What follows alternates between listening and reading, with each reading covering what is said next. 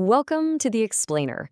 Today, we're diving into something really special, the incredible 27-year evolution of the Wowos Club. What started way back in 1999 as a local South African not-for-profit think tank has literally morphed into this massive, deeply connected digital ecosystem. It's an absolutely fascinating case study in how to build a real community. Right out of the gate, let's set the stage with a super powerful motto from 2002, coined by executive member Bathabile Mthethwa. While don't be a number, be a member. In a modern world where we constantly feel, reduced to just mere data points or algorithms, the Wowos Club actually built their entire organization around solving that exact problem. They don't want anyone to feel like just another number in the system. And what's truly mind-blowing here is their sheer longevity. Just look at this timeline. Founded on May 24, 1999 by Wonga Ntshinga, it obviously started small. But by 2002, they were establishing regional chapters, letting members govern themselves on a local level. And now, fast forward to 2026, and they're celebrating their 27th anniversary. They've completely transformed from those early localized meetings into a totally borderless digital ecosystem. So to understand exactly how they've thrived for over 2 decades, here's our roadmap for today. 1, the anti-number philosophy. 2, intellectual and spiritual pillars. 3, real-world community support. And 4, the future digital ecosystem. Starting with Section 1, the anti-number philosophy. The crucial piece of the puzzle here is how they actually managed to grow without losing that core identity.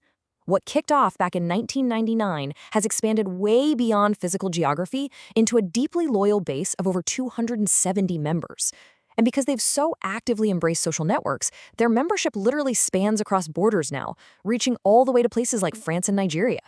This beautifully captures how they engage with each other at that kind of scale. It's a 2003 mission statement from member Ditaba Moketsi: to entertain, advise, teach, and grow together, to be the best we can be in everything we do. That right there firmly cements their focus on collective growth and really open dialogue. It proves we aren't just looking at a networking group here. It's practically a mutual improvement society.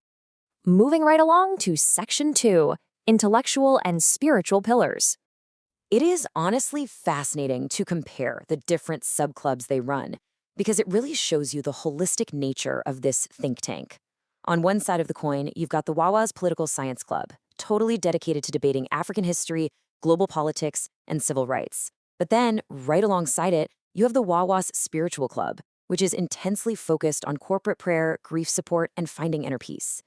It's just this perfect balance of outward awareness and inward healing. Let's zoom in on that political science cohort for a second.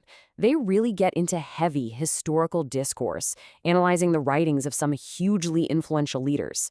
Take this quote from Steve Biko, for instance. "What we want is not Black visibility, but real Black participation."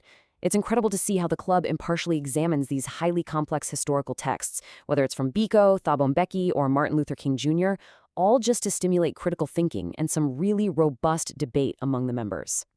On the flip side, the spiritual club focuses strictly on the personal and the internal. They use various teachings to help members navigate everyday struggles.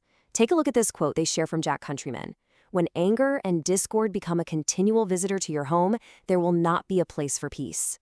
To counter that discord, they host evening prayer services, share inspirational messages, and essentially just rally around each other to help maintain that inner peace amidst all of life's chaos. Which brings us to Section 3, real-world community support. Now, the club is an absolute powerhouse when it comes to tangible, everyday resources. They offer free legal advice, providing support 24/7, 365 days a year. They share job opportunities, actually helping each other tailor CVs and facilitating corporate networking within top organizations. Plus, they've got an information marketplace where members can trade, modify, and integrate data. When you look at the whole picture, it is basically a self-sustaining microeconomy of knowledge and professional help. To show you how this actually plays out in the real world, there's this great anecdote about a member named Jabu Mutsweni. He shared that through the Wowos network, he secured crucial business deals that literally helped pay his monthly bills. And it didn't stop there. It led to conference invites and even more networking with major players in his industry. It just goes to show that within this specific ecosystem, staying engaged actively and directly empowers your livelihood. But the support isn't just professional. It is deeply emotional, too. Over the years, the community has faced some pretty devastating losses: the passing of Peter Shiba Matong, the loss of Louisa Otto, the passing of Doris Ntshinga, and the totally heartbreaking loss of Faith Chiwene's son. In every single one of these instances, the founder and the members rallied around the grieving families. They offered corporate prayers, gave them the necessary space to grieve, and ultimately provided this incredibly powerful safety net of love.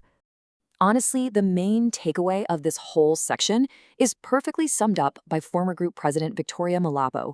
She reflected, "The club has become a family that shares everything: sorrows, happy moments, achievements, deaths. That kind of bond completely transcends your typical corporate networking event.